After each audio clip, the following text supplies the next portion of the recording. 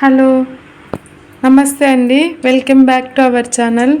ఈరోజు మా ఇంట్లో లంచ్కి చేపల పులుసు వండబోతున్నాము.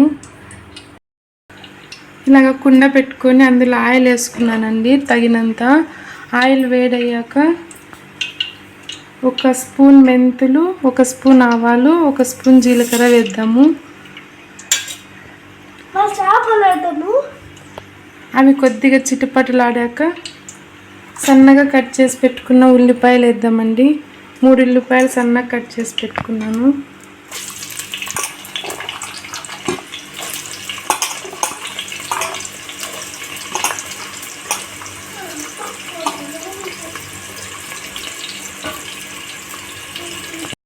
కొద్దిగా బ్రౌన్ కలర్ వచ్చేంత వరకు వేగనిద్దామండి. ట్రాన్స్పరెంట్గా అయ్యాక ఫ్రెష్గా రుబ్బుకున్న అల్లం వెల్లుల్లి వేద్దామండి. అది పచ్చివాసన పోయేదాకా వేగనిద్దాం.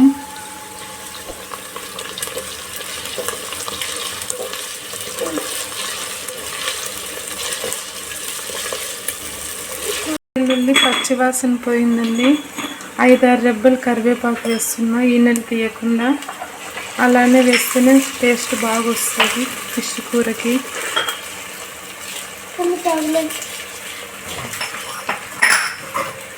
చిన్న ఉల్లిపాయలు 4-5 ఉంటే వేస్తున్నాను.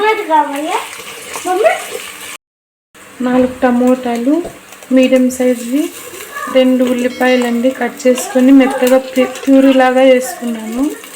కర్రీ బాగా వేగిందండి ఆయిల్లో. ఇప్పుడు టేస్ట్కి తగ్గ ఉప్పు, 2 టేబుల్ స్పూన్స్ కారం పొడి, 1.5 స్పూన్ ధనియాల పొడి, కొద్దిగా పసుపు వేసుకొని కలపెడదామండి.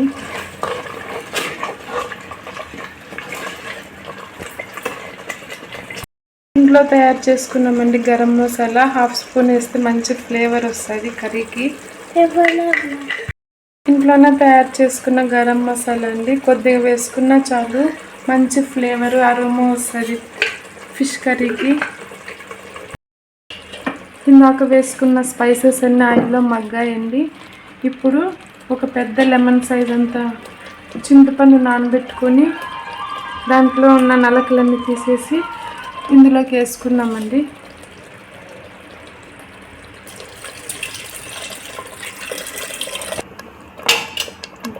కొంచెం వాటర్ వేసుకుందామండి.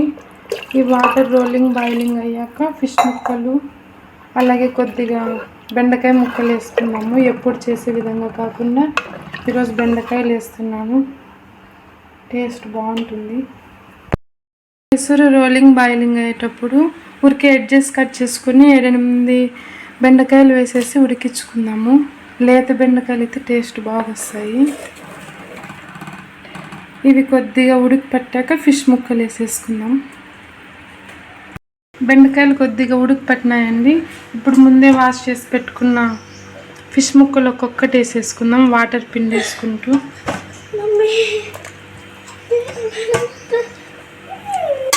పక్కన మా జస్విక్ గొడవ అండి, ఫిష్ ముక్కలు తనే వేయాలా పోయి కుండ మీదకి అని వేసేసాడు లాస్ట్కి.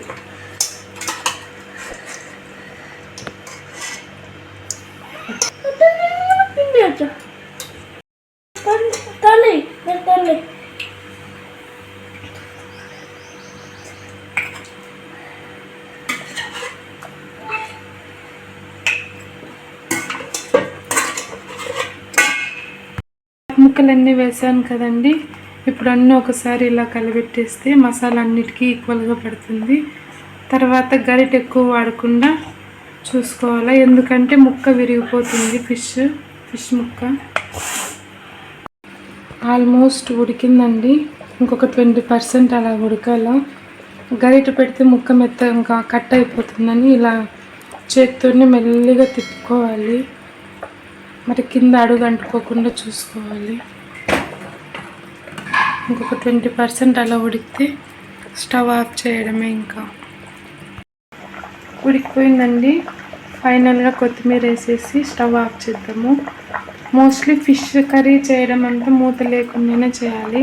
ఎందుకంటే మూత పెడితే మళ్ళీ అందులో నుండి కూడా వాటర్ వచ్చేసి ఇంకా పలచగా అయిపోతుంది కూర. ఆల్మోస్ట్ అయిపోయింది, ఇంకా కట్టేద్దాం స్టవ్. గొడవ చేసుకున్నది ఫిష్. ఒకవేళ నేను ముళ్ళు పెట్టినా మెల్లిగా నా మెల్లి తీసుకుంటే తినాలి. సరేనా? నువ్వు వేరే దేశంలో ఉన్నావు అనుకో,